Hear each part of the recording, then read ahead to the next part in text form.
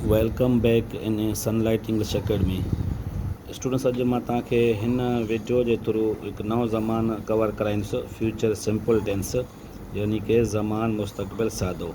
हाणे ज़मान मुस्तक़बिल सादो छाखे ॾसींदो आहे, कहिड़े कम खे ॾेखारींदो आहे? Action takes place in coming time, माना अहिड़ो को कमु जेको ईंदड़ वक़्त में थिए। ठीकु आहे बाबा।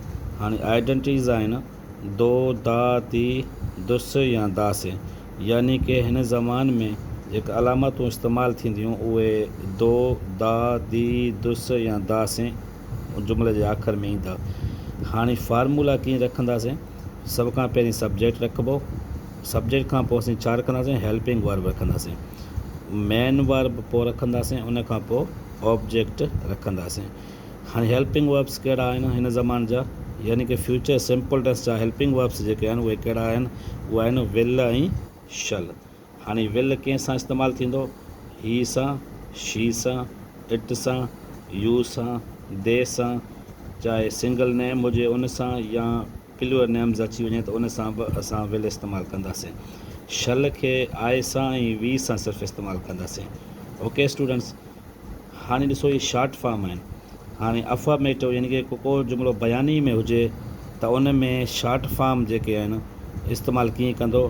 अॼु सब्जेक्ट कहिड़ो बि अचे उन सां एपास्ट्रॉफी इस्तेमालु करे तव्हां डबल एल इस्तेमालु कंदो, चाहे उहो विल हुजे या शल हुजे, त इस्तेमालु हिते तव्हां उनखे डबल एल पोयां रखंदो। ठीकु आहे, सब्जेक्ट रखी सब्जेक्ट खां पोइ तव्हां एपास्ट्रॉफी रखी डबल एल इस्तेमालु कंदो, जीअं I'll, he'll, we'll, you'll, she'll ऐं दे एल। हाणे इहे जेके आहिनि शॉर्ट फॉर्म में आहिनि, अफर्मेटिव में इहे इस्तेमालु ईअं थींदा। ठीकु आहे बाबा। उन खां पोइ नेगेटिव फॉर्म में विल नॉट खे वरी जेकॾहिं शॉर्ट करणु चाहियूं त छा थींदो? वॉन्ट थींदो।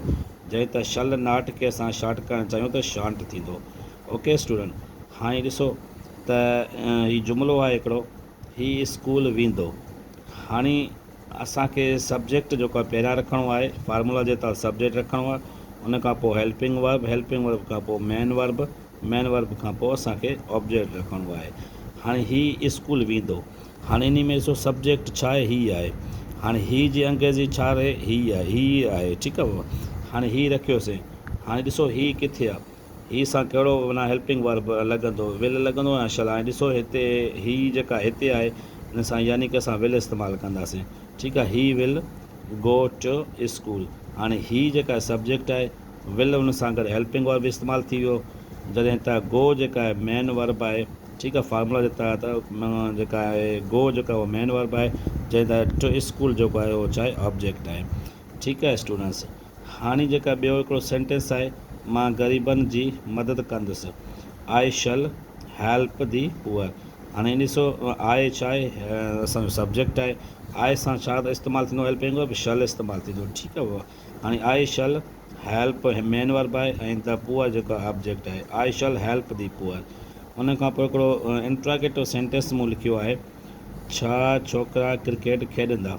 हाणे छा अॻियां अची वियो आहे? ठीकु आहे स्टूडेंट, हाणे छा अॻियां अची वियो आहे त तव्हांखे इन लाइ छा करिणो आहे? तव्हांखे हेल्पिंग वर्ब अॻियां रखिणो आहे, विल हुजे या शल हुजे उहो अॻियां रखिणो आहे।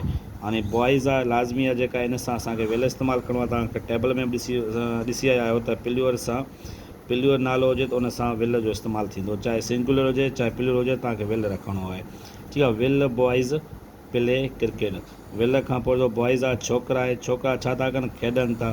खेॾण जी अंग्रेज़ी प्ले आहे, उन खां पोइ क्रिकेट। ठीकु आहे पोइ हाणे विल बॉइज़ प्ले क्रिकेट, छा छोकिरा क्रिकेट खेॾंदा। ओके स्टूडेंट्स, जेकॾहिं तव्हांखे हीउ वीडियो पसंदि अची वियो आहे त मुंहिंजे चैनल खे सब्सक्राइब कंदा, लाइक कंदा ऐं कमेंट कंदा, त जीअं मुंहिंजा ईंदड़ जेके वीडियोज़ आहिनि उहे तव्हां ताईं शेयर थियनि।